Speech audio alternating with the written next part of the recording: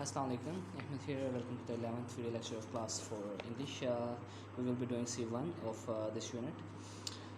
So it says fill in the blanks with the following. The first one has been done for you. Okay, actually the page number is 6. Open your page number 6 and get right to this activity. We have to write the form of verbs like past and past participle of these verbs.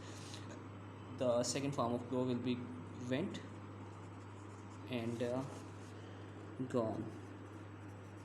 For stream, it will be streamed and streamed to, and for say it will be said and said. For show, it will be showed, not bad, showed and showed.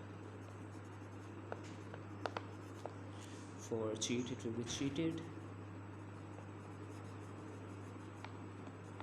and cheated too. Here will be heard, HVARD, heard and heard. Spread will be spread and spread.